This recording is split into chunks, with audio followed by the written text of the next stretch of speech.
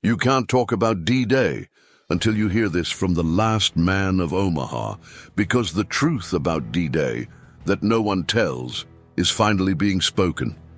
For 80 years, we've heard the same version of the story, the dates, the strategy, the victory, but no one told us what it smelled like in that boat, what it sounded like when the ramp dropped, what it felt like to watch your best friend die before you even reached the sand.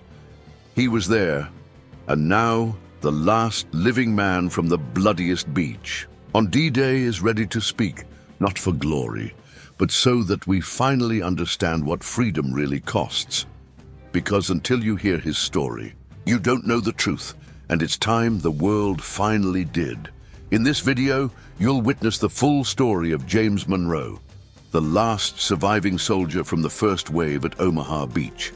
You'll hear details never told in history books, feel the weight of the memories he carried in silence for decades, and finally understand what it really means to survive and to remember. This is more than a story. It's a legacy, and it may be the last chance the world has to hear the truth, and from someone who lived it. If this kind of story moves you the way it moved us while telling it, consider subscribing to the channel. It helps us keep these memories alive, and honestly, it's the least we can do for those who gave us everything. It begins with silence, not the peaceful kind, but the heavy silence that lingers in places where too many people died too quickly. You can still hear it if you stand on Omaha Beach at dawn. The tide slides in like a whisper, brushing against the sand that once ran red. Seagulls cry above. The wind moves through rusted bunkers like the breath of ghosts. 80 years have passed. The tanks are gone. The gunfire has stopped. The boys who landed here that day, boys who became men in seconds, they're almost all gone too. Almost.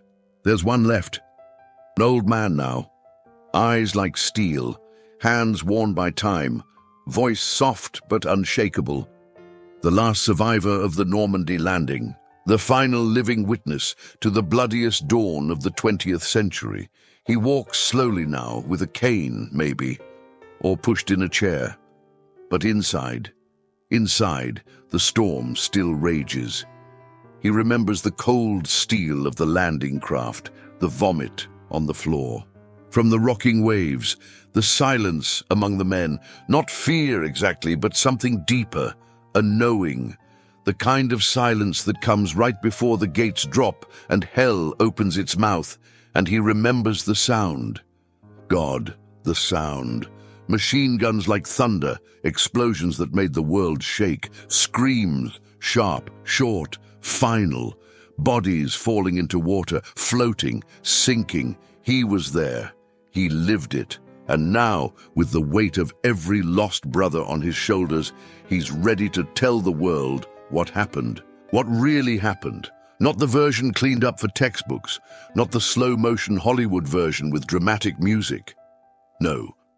The real Normandy, the dirt, the chaos, the terror, the courage that looked nothing like glory and everything like survival. But before we go with him back to that day, June 6, 1944, we need to know who he is. Not just a soldier, not just a survivor, but the last man standing from the longest day in modern history. Are you ready to hear what he saw? Because once you do, you'll never forget it.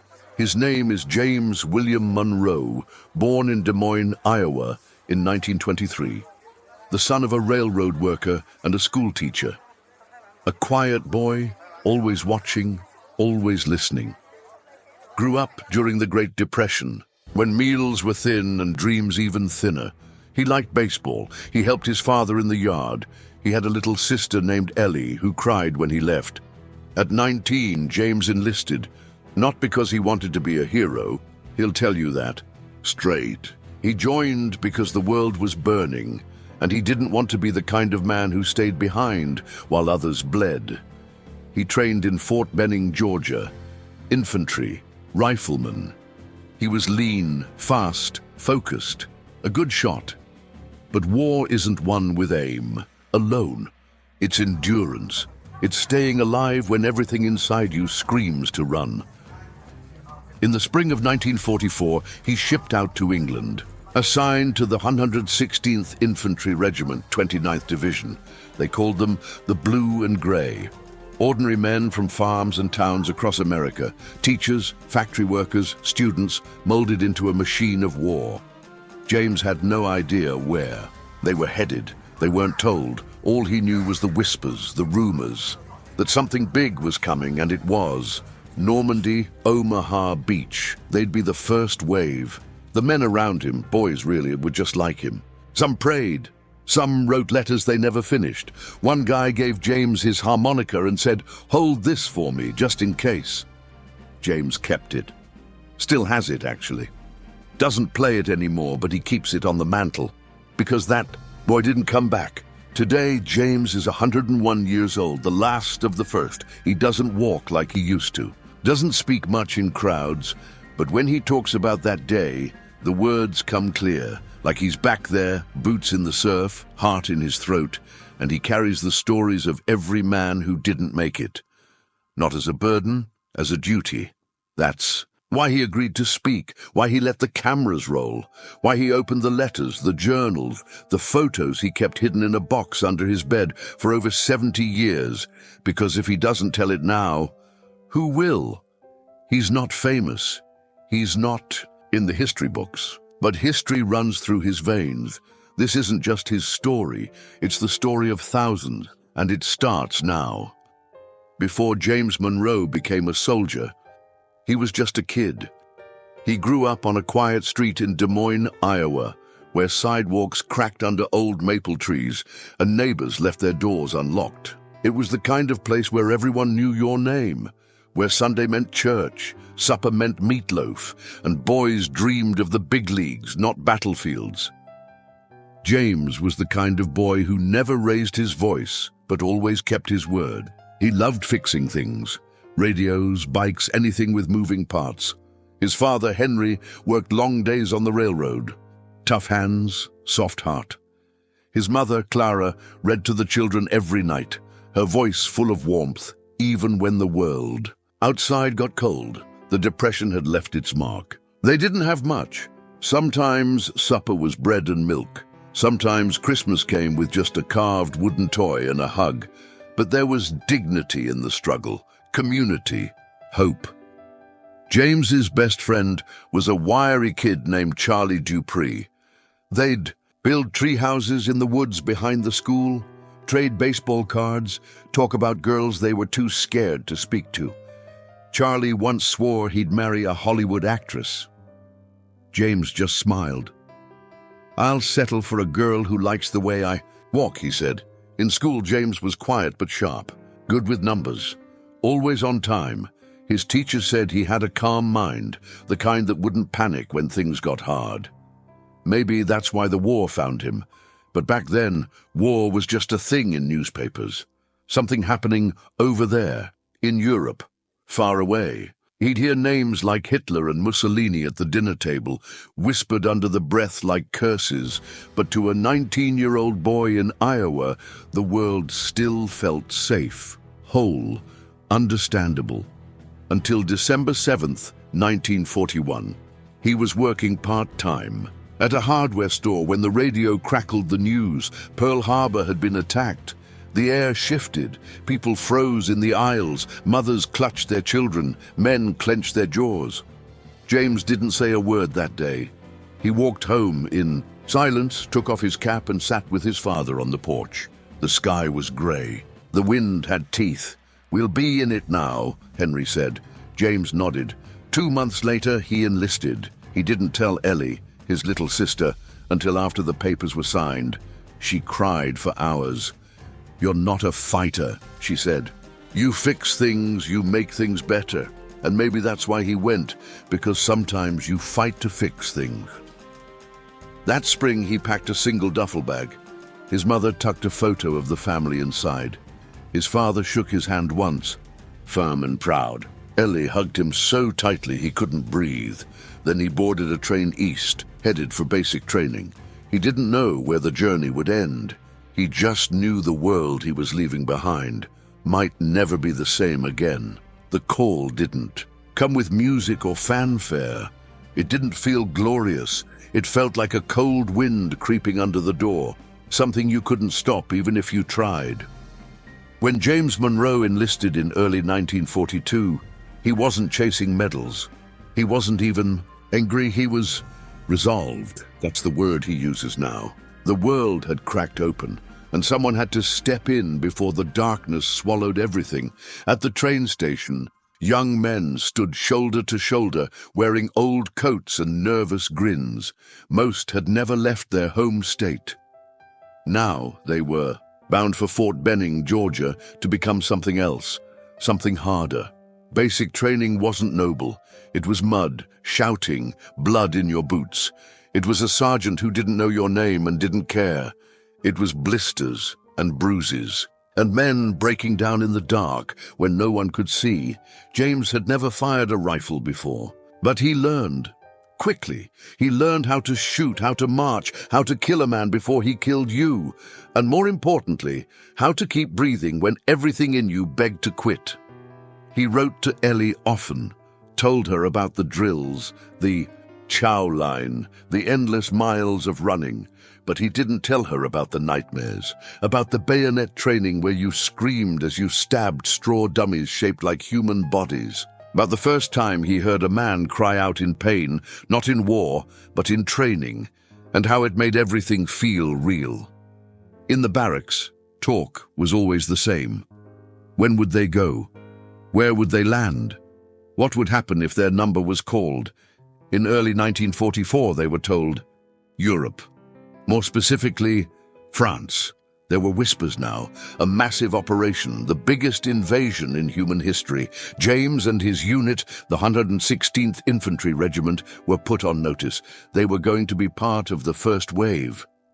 The first wave, the ones who would hit the beach before anyone else, the ones who would take the full force of the German defenses head-on. He remembers the captain's voice when he told them, no sugarcoating, no rah-rah speeches, just the facts. You will be landing on hostile shores. The enemy knows you're coming. Some of you won't make it off the boat. Some of you won't make it to the sand. But you are what stands between freedom and tyranny. James didn't sleep much that night. He lay in his bunk and stared at the wooden ceiling above him, thought about home, about the smell of cornbread in his mother's kitchen, about the time he and Charlie Dupree stole a bottle of soda from Mr. Hanson's store and swore they'd take the secret to their graves.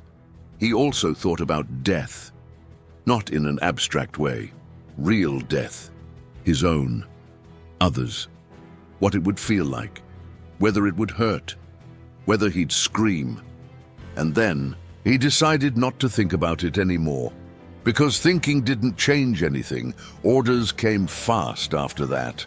They shipped out to England, where the fog hung low, and the pubs were filled with nervous laughter. Soldiers passed the time writing, letters smoking, pretending they weren't afraid, but everyone was. James met boys from Texas, Brooklyn, Chicago. They all joked the same way, like the jokes were armor. But sometimes, in the quiet, someone would say it out loud. What if we don't make it back? James never answered. He just looked at the floor and gripped the harmonica Charlie had given him. He still hadn't played it. In the final briefing, maps were spread out. Names whispered: Normandy, Omaha Beach, strong points, German MG-42s, high ground, tides. This was no drill. This was it. The war wasn't just something in a newspaper anymore. It was waiting, and James Monroe was about to meet it face to face. Now we enter the final hours before the storm, the moments where the world holds its breath, and young men prepare to write history with their blood. By the spring of 1944, southern England had transformed into a giant waiting room for war. Fields once used for grazing cattle were now packed, with rows of tents and camouflaged equipment.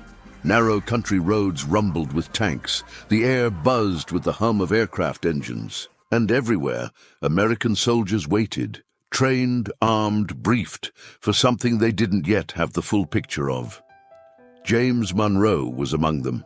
Camped with the 116th Infantry Regiment, 29th Division, in the countryside near Devon. James lived in a world of secrecy and tension. No one talked too loud, no one went too far. The code names started appearing on chalkboards: Overlord, Neptune, Omaha. But they still weren't told exactly what they were about to do until late May of 1944. That's when the curtain lifted. They were shown maps, aerial photos, tide charts, diagrams of beach defenses. Spit-polished officers stepped into briefing rooms and said the words no one would ever forget. You're going to France. You're the first wave. Many of you will die. Silence followed. Some boys stared at the floor. Others clenched their fists. A few just nodded slowly, as if they'd known all along. The beaches had names, not numbers. That was deliberate. Easier to remember. More human: Omaha, Utah, Sword, Gold, Juneau. James was heading to Omaha Beach, the toughest one, the most fortified. The stretch of sand where German machine guns were dug into concrete bunkers high on the bluffs, with perfect lines of fire on the men who would come ashore. It was, by all estimates, a suicide mission. But nobody said that out loud. Instead, they checked their rifles, packed their gear, and wrote their final letters home. James still remembers the one he wrote to Ellie. He told her not to worry, that he'd be home by Christmas, that the war would be over soon. He folded it neatly, slipped it into an envelope, sealed it with trembling fingers, and left it with the chaplain, just in case. Then came the code names, the drop zones, the unit formations, the passwords. His was Flash. The proper response? Thunder. If a man didn't say thunder, you shot him. No questions asked. They were issued waterproof maps, extra rations, an inflatable life belt, though no one trusted them. Most guys wore extra socks stuffed into their helmets or tied rosaries around their necks. James had nothing but Charlie's harmonica and a photo of Ellie folded in his breast pocket. Then, the waiting. The invasion was delayed once because of weather. Then again, the tension stretched like a wire pulled too tight. Every day they loaded onto the boats, just to unload hours later. False starts, nerves fraying. But then came the order. June 5th. We go tonight. They boarded the Higgins boats at dusk. Over 150,000 men were moving into position. Ships the size of floating cities covered the sea. Paratroopers were already in the air, bound for the dark fields of Normandy. The horizon flickered with silent flashes. James sat on the cold metal floor of the landing craft, pressed between other men, boys, really, all of them soaked, shivering, silent. No more jokes, no more tough talk, just the sound of the engine and the rhythm of waves. Someone vomited. Another clutched a Bible. One guy quietly whispered his mother's name over and over again. James just stared straight ahead. He didn't pray, he didn't cry, he just waited. And as the black sky began to fade into a cold, pale gray, someone finally spoke. Not a general, not an officer, just a young man, barely 20, who looked up, took a deep breath, and said, "Well, boys, here it comes." Dawn broke cold and grey on June 6, 1944. The English Channel was angry, restless. Waves slammed into the sides of the landing crafts like fists. Rain had stopped, but the sea sprayed every face. The sky was smeared with fog and smoke, and the air, God, the air, was heavy with diesel, sweat, and fear. James Monroe stood inside the Higgins boat, packed shoulder to shoulder with 30 other men from the 116th Infantry Regiment. His heart wasn't racing, it was pounding. He gripped his rifle so tightly that his knuckles had gone white. They were headed toward Dog Green Sector, the deadliest stretch of Omaha Beach. The plan had been neat on paper. Tanks would land first. Airplanes would bomb the bunkers. Artillery would soften the defenses. But the sea was too rough. The bombers missed, and most of the tanks sank before they even reached shore, which meant those men, those kids, were sailing straight into the mouth of hell. No cover, no support, just raw courage, and whatever training hadn't vanished from their brains in the panic. As the shoreline grew closer, the noise started.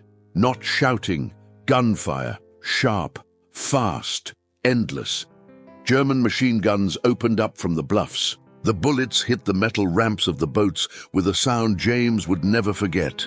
Clang, clang, clang, like hail on a tin roof, only deadlier. Guys started yelling. Some ducked, some froze. One dropped to his knees and tried to pray, but couldn't get the words out. Then the ramp dropped, and the world exploded. The first 5 men in front of James were torn apart before they touched the water. Just gone. Screams, blood, chaos. James dove over the side into the freezing surf. The water hit like a hammer. His gear dragged him down. He kicked, fought, clawed his way up, gasped for breath. Around him men were drowning, bleeding, screaming. He made it to the shallows, bullets snapping past his ears. The sand was covered in craters and bodies. Wounded men crawled, shouting for medics who weren't coming. The beach was littered with shredded equipment, burning wrecks, and the smell of cordite and death. He found a piece of metal, some kind of mangled tank part, and ducked behind it. His hands were shaking so badly he could barely reload. A boy next to him, no older than 17, was sobbing and calling for his mother. James looked up and saw a machine gun nest 50 yards ahead, raking the beach. No one could move. No one could stand. Every time someone tried, they were cut down, and yet they moved anyway, in small groups, crawling, dragging the wounded, throwing grenades, pushing forward inch by bloody inch. James spotted a lieutenant running across open sand with a radio until a sniper dropped him mid-step. Another man picked it up. Then he fell too. The third one made it. That's how it was. Fall, rise, fall again. James doesn't remember when. He got past the sand, just that his uniform was soaked, his legs burned, and there was blood on his hands that wasn't his. He remembers diving into a shallow crater beside a man whose lower half was gone. The man was still alive, whispering. James held his hand until the whisper stopped. Hours felt like days. By mid-morning, a few scattered squads had reached the base of the bluffs. James was among them, muddy, exhausted, alive, barely. They climbed, crawled, threw grenades into bunkers, shot when they had to, killed when they had no choice. By afternoon, the Americans had taken the ridge, and the beach, once a slaughterhouse, was quiet. James sat in the grass above Omaha and looked down. Bodies everywhere, smoke rising, the tide coming in. Gently now, washing over helmets, rifles, dog tags. He didn't feel like a hero, he felt like a ghost still walking. But he had made it. James Monroe had survived the bloodiest landing of the Second World War, and he would carry that day inside him for the rest of his life. The first hour on Omaha Beach wasn't war. It was annihilation, the kind of chaos that breaks the rules of time, of sound, of thought. The kind where your mind splits in two, one half screaming, the other going numb just to stay alive. James Monroe had landed at 6:36 a.m. under withering fire.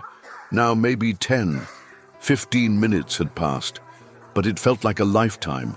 He lay face down in the wet sand, his helmet askew, his ears ringing from the blast that had thrown him into a crater filled with water and bone. Around him, the world was in pieces. A man stumbled by, both hands pressed to his stomach, trying to hold something, in something that should have stayed inside. Another was on fire, running, then falling, then silent. A medic crawled toward a wounded soldier just ahead and was cut down before he got there. James didn't have time to process any of it. He moved on muscle memory, dragging himself forward, one elbow at a time. He had no cover, no command, no orders, only survival. His rifle was jammed with sand.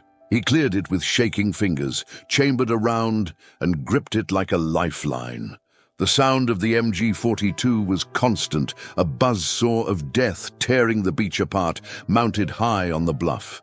And worse, there were mortars now, shells screaming. Down, each one lifting chunks of earth and men into the air like broken toys. He could hear officers shouting, or maybe it was just other soldiers trying to take control. Move! Push up! Get off the beach! But where? The tide was behind. Them, the hill was ahead, and between them, a kill zone with nowhere to hide. Still, they moved, one group at a time, crawling behind metal tank traps, ducking behind the dead. James followed 3 others as they sprinted toward a sand berm. One went down instantly, the other 2 dove. Beside him, breathing like hunted animals. One of them, a private from New Jersey, was crying. "I can't do this," he whispered. James didn't answer, just looked him in the eye and said, "Then crawl, cry later." That's what they did, crawled, inches at a time.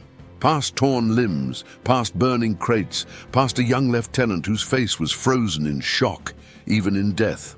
At some point, James passed a man holding his guts in with a helmet strap, whispering Hail Marys. He stopped, looked down for just a second, and then kept moving. Not because he didn't care, but because if he stopped, he'd join them. Minutes later, a mortar hit the berm behind him. Shrapnel sliced the air. One fragment clipped his shoulder, hot, sharp, like a knife kissed with fire. He screamed, not from pain, from anger. He ripped the sleeve, wrapped it with gauze, and kept going. They reached a shingle bank at the base of the bluff, one of the few spots with decent cover. That's where he met Sergeant Blake, a big man from Arkansas with blood on his face and a Thompson in his hands. "You with me, kid?" Blake asked. James nodded. "Then stay low, keep your eyes sharp, and when I move, you move." They waited there for what felt like years, bullets whizzing overhead, the sound of men dying like a storm around them. Then came the moment. Blake rose, shouted, and ran toward a German nest that had gone silent. James followed, heart pounding, so hard it blurred his vision. They cleared the trench, found 2 Germans. Dazed, wounded, Blake raised his weapon. James hesitated. The Germans didn't. One reached for a pistol. Blake fired first. It was over in seconds. James stared at the bodies. His first kill had come and gone, no ceremony, no closure. Just 2 more bodies on a beach that had already claimed too many. By the end of that first hour, maybe half of James's company was gone, dead, wounded, missing, but somehow, he was still there. Bloodied, burned, changed, but alive. He never believed in fate, still doesn't.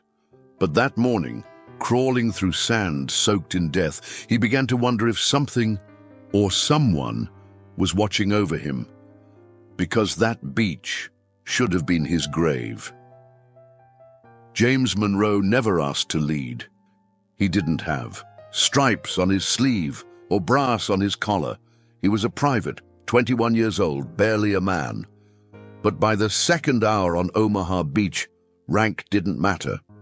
Half the officers were dead. The others were missing, bleeding, or too shell-shocked to speak, so when someone had to move, when someone had to act, he did. He was crouched behind a scorched landing craft hull with 5 others, men from different squads, strangers 2 hours earlier. One had a broken arm, another was so rattled he couldn't speak. The rest was staring up the bluff, waiting for something, anything to make sense. That's when James realized no one else was going to take charge. No orders were coming, no rescue, no reinforcements, just the sound of machine gun fire slicing through the salt air and the smell of smoke and death thick as fog. So James made a choice. He turned to the men and said, "We can't stay here. They'll zero in on us. We move now, through that gap." He pointed to a jagged hole in the German wire, halfway up the bluff, covered by brush and God knows what. One man laughed. The kind of laugh you give when fear has nowhere else to go. You nuts? No, James said. I'm alive. I'd like to stay that way. You coming? That was it. Not a speech, not a Hollywood moment, just clarity. Calm in the fire. And it worked. The men followed. They moved low, silent, hearts hammering in unison. At one point, they hit barbed wire. James reached for his pack and pulled out wire cutters, something he'd grabbed on instinct back in England, just in case. It saved their lives. As they cleared the path, another group joined them, 5 more soldiers, dazed and directionless. They looked at James. He nodded once. They fell in behind him. Now he was leading a squad he didn't ask for. 10 men. Different units, different hometowns, all pinned together by survival. They found a narrow ravine leading up the bluff. Steep, muddy, unguarded, only because it was nearly impossible to climb. James started up first, digging his fingers into the earth. Slipping, scraping his knees, feeling the weight of 100 lives behind him, all depending on one choice. At the top, they flanked a machine gun nest that had been cutting down men for hours. James pulled the pin on a grenade. His hand was bleeding, but he didn't feel it. He lobbed it. Boom! Silence. They rushed in, took the trench. He checked the bodies. All dead. One still holding the trigger. And then, more men came up behind them. American troops. A whole platoon. Following the same path. Seeing that the bluff was taken. For the first time that day, momentum changed. Not because of an order, not because of a general, because one young man made a decision. By late morning, that ravine became a lifeline. Dozens of soldiers climbed it. The high ground was secured. And from there they could finally push inland. A captain, red-faced, bleeding from the ear, walked up to James. "You in charge here?" he asked. James didn't answer. He just looked back down the hill at the beach, still smoking, still scattered with the fallen. "Not really," he said quietly. "Just the last one standing." The captain handed him a field radio and barked, "Well, you are now." James didn't argue. He took the radio and kept moving forward. It's hard to explain what a day feels like when the world has ended around you, but you're still breathing. James Monroe survived the landing, somehow. He climbed the bluff, he helped take the ridge, he gave orders that weren't his to give and watched men follow him into gunfire, and sometimes not come back out. And yet, the day wasn't over. The battle didn't stop when they left the beach, it just changed shape. Once over the ridge, the terrain shifted. Green hedgerows, stone farmhouses, and narrow dirt paths crisscrossed the French countryside like a maze. Beautiful and deadly. Every corner, every field, every stretch of road could be mined, booby-trapped, or worse, hiding a German patrol. James and his makeshift unit, now attached to a battered platoon, advanced inland. Step by cautious step, mud clung to their boots. The air smelled of burning oil, cordite, and death. The sun had come out, but no one noticed. Not really. Their first firefight past the beach came near a small barn. German soldiers, maybe 5, maybe 10, dug in, waiting, no warning, just the crack of a rifle. Then chaos. James dropped to one knee and fired. Not from a position of training. Now but instinct, pure and sharp. Bullets snapped past his ear. One tore through the sleeve of his jacket. Another hit the man behind him, Private Raymond Collins, in the chest. He fell soundlessly like a sack of flour, eyes wide, gone. Before he hit the ground, they returned fire. They cleared the barn. They moved on, and so it went. Village to hedge, tree to ditch. Not a grand charge, not a cinematic advance, but a crawl, a slog. A fight not just against the enemy, but against gravity, exhaustion, and the creeping. Realization that this was only day one. Everywhere they went, they found reminders. A destroyed jeep, still smoldering. A field full of the dead, some theirs, some German, all boys.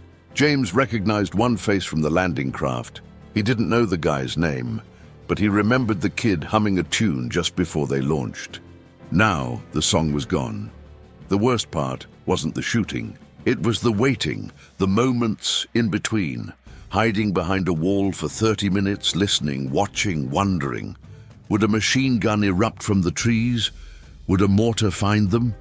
At dusk, they reached a ridge overlooking the beach. Now, calm, almost beautiful from a distance, but James knew the truth. Down there, the tide had rolled in and out, and with it, dozens of bodies. He didn't cry. No one did. They sat on their helmets, cleaned their rifles, passed around a tin of rations. That tasted like cardboard. Someone muttered, "So this is victory." James didn't respond. He just stared at the horizon, red with fire, purple with smoke, and let the silence wrap around him like a shroud. That night, they dug shallow foxholes in the dirt. No tents, no blankets, just their rifles, their thoughts and the cold creeping into their bones. James tried to sleep. Every time he closed his eyes, he saw the landing craft again, the ramp falling, the bullets, the blood. He rolled onto his back, looked up at the stars and thought, "How am I still here?" And deep down he knew the answer, because someone else wasn't, because someone else had fallen so he could take another step. That was the burden now. That was the truth of surviving the longest day. You never really leave it behind. You just learn to carry it. Omaha was only the beginning. After June 6th, James Monroe and what remained of the 116th Infantry pushed into the French countryside, not as a full company anymore, but as fragments of what once was. The dead stayed on the beach, the wounded were carried back, the rest marched forward. France was green and deceiving. Rolling hills, peaceful villages, children peeking through shutters, and behind it all, death waiting in silence. The Germans didn't vanish after D-Day. They dug in, used hedgerows as fortresses, snipers in church towers, ambushes in narrow lanes. Every step forward was bought with blood. James's boots tore at his feet. He hadn't slept properly in days. The food was cold, the water rationed, and the sound of gunfire was constant, distant, near, overhead. You could never relax. You could never forget. One night, outside the village of La Cambre, they were pinned by machine gun fire in a wheat field. James crawled through tall stalks, whispering orders, heart hammering. They lost 2 men that night. James got a piece of shrapnel in his thigh. He didn't report it. He couldn't slow down. Villagers began to emerge after the gunfire passed. Old men, women holding babies, faces hollow from years of occupation. One woman handed James a glass of wine with shaking hands. "You are angels," she whispered. He didn't feel like one. From Isigny to Saint-Lô, James kept moving, fighting, enduring. The sky changed, the ground changed, but the mission didn't push back the darkness. Every day he lost someone. Every day he had to keep going because that's what survivors do. They walk through hell and keep walking. It happened outside Saint-Lô, weeks after D-Day. James Monroe was leading a small patrol through the ruins of a bombed-out farmhouse. Dust in the air, glass crunching beneath his boots. He never saw the sniper, just heard the shot, a crack like lightning, and then a burning punch to his side. He collapsed behind a wall, gasping. Blood soaked his shirt. Another man dragged him out under fire, swearing and crying as bullets whizzed past. James faded in and out as the medic worked. He remembers the sky, grey, distant, the sound of boots running, a voice yelling, "Hold on!" He did, barely. They evacuated him to a field hospital, morphine, bandages, silence. His war was over. Lying in that tent, half conscious, he wasn't thinking about courage or medals. He was thinking about Charlie, about Ellie, about the boys still out there, and the ones who'd never come home. James Monroe returned home in the winter of 1945. There was no parade, just a cold train ride, a stiff uniform, and a quiet station in Des Moines. His mother cried. His father didn't speak much. Ellie hugged him like she'd never let go, but everything felt distant. The streets were the same. The house smelled the same, But he wasn't. He couldn't sleep without hearing gunfire, couldn't walk past a wheat field without seeing bodies. People asked, "What was it like?" and smiled before he could answer, as if they didn't really want to know. He tried working at the hardware store again, lasted 3 weeks. He'd stare at shelves, forget where he was, lose track of time. Some days, he felt more alive on the battlefield than in his own living room, because in war, he had a mission at home. He had silence and ghosts. James never talked much about the war, not in the 50s, not in the 70s, not even when the movies came out and people started calling them the greatest generation. He'd nod politely, change the subject, smile when someone said thank you for your service, then go quiet again. But the years kept passing, the reunions grew smaller, one by one the letters stopped, friends buried, names forgotten, until one day he realized he was the last from his landing craft, the last from his unit, the last man alive who stood on that beach and walked away. He kept the harmonica from Charlie, kept Ellie's letter, and every June 6th he'd wake before dawn, sit on his porch and watch the sunrise. Because that was the time the ramp dropped. And it never really left him. James Monroe broke his silence at age 98. A local historian asked for an interview. He almost said no, but something inside him shifted. Maybe it was time. He sat in a wooden chair, camera rolling, voice steady, and for the first time he told everything. The beach, the screams, the fear, the boys who never got out of the water. No drama, no glory, just truth. He didn't talk about heroes. He talked about friends, kids who deserved to grow old and never got the chance. Don't let them be forgotten, he said. Don't turn it into a movie without remembering it was real. The video went viral. Millions watched. Teachers played it in classrooms. Veterans saluted through tears. One line echoed everywhere. Freedom isn't free. I paid in memories. Others paid in blood. And just like that, the world finally listened. James Monroe lived to be 101. Not because he was lucky, but because he carried something too sacred to die. He carried them, the boys on the boat, the ones who never made it past the surf, the ones who bled out in silence, far from home, far from comfort. He remembered every name he could, every face. And in the quiet moments, when the cameras were off, when the world forgot, he would still see that beach, still feel the weight. But he never let it crush him, because James knew the truth. Survival comes with a price, responsibility. He used his voice so we could hear theirs, and now it's our turn to make sure the silence doesn't return, our turn to keep telling the stories, our turn to never let history fade into the noise of modern life. Because when the last witness falls silent, only we remain to speak. If this story moved you, like this video, comment below, what does freedom mean to you? And subscribe to this channel to help us preserve the memory of those who gave everything so we could have today. These men didn't die for glory, they died for each other. Let's make sure they're never forgotten.